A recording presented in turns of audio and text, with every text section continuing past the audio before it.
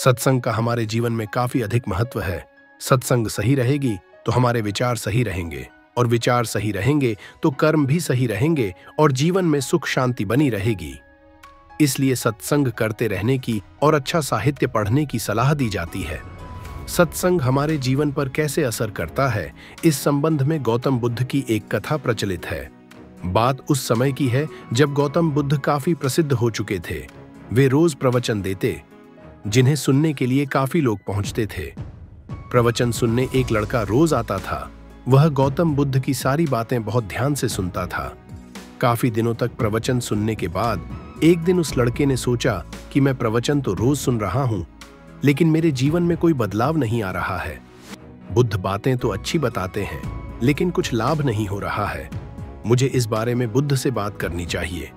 अगले दिन वह लड़का बुद्ध से बात करने की इच्छा लेकर पहुंच गया। बुद्ध का प्रवचन शुरू हुआ और वे कह रहे थे कि अगर कोई व्यक्ति हम पर गुस्सा करता है तो वह हमसे ज्यादा खुद का नुकसान करता है। अगर हम भी दूसरे के गुस्से का जवाब गुस्से से ही देते हैं तो हम खुद का नुकसान कर लेते हैं। बुद्ध की ये बातें सुनते ही वह लड़का खड़ा हो गया और कहने लगा कि तथागत, मैं बहुत दिनों से आपके प्रवचन सुन रहा हूं, लेकिन मेरे जीवन में तो कोई बदलाव ही नहीं आया है। मुझे तो प्रवचन सुनने से कोई लाभ नहीं हो रहा है। बुद्ध ने अपने प्रवचन बीच में रोके और उस लड़के की बात सुनने लगे। जब वह लड़का चुप हो गया तो बुद्ध ने उससे पूछा कि तुम कहाँ रहते हो? लड़का बोला कि मैं श्रावस्ती में रहता हूँ। बुद्ध ने कहा कि श्रावस्ती से यहाँ तक की दूरी कितनी होगी और यहाँ आने में कितना समय लगता है?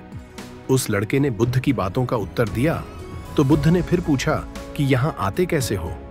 उसने बताया कि मैं कभी पैदल आता हूँ, कभी सवारी का कोई साधन मिल जाता है तो उससे आ जाता हूँ।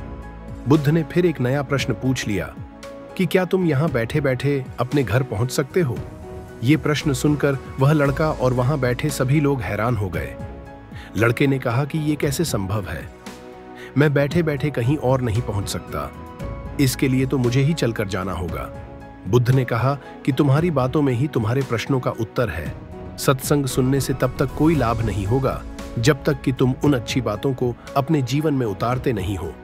जब तक तुम अच्छे काम नहीं करोगे, इच्छाओं का त्याग नहीं करोगे, बुराइयों से दूर नहीं रहोगे, तब तक तुम्हारे जीवन में कोई बदलाव नहीं आएगा। सिर्फ प्रवचन सुनने से, यहाँ बैठने से जीवन में कोई बदलाव नहीं आएगा। बुद्ध ने आगे कहा कि अगर तुम कोई अच्छा करना चाहते हो तो उसके लिए तुम्हें प्रयास करना होंगे। विचार करने से काम नहीं होगा।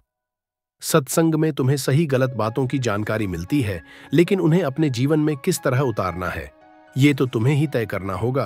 तुम्हें प्रयास करने होंगे, तभी जीवन में सुख शांति और सफलता आएगी। सत्संग करते रहने से हमारी बुद्धि पवित्र रहती है और हमारा मन गलत बातों से बचा रहता है। अगर हम सत्संग नहीं करेंगे तो हमारे विचार भटक सकते हैं। इसलिए अच्छी किताबें पढ़नी चाहिए, अच्छे लोगों की संगत में रहना चाहिए।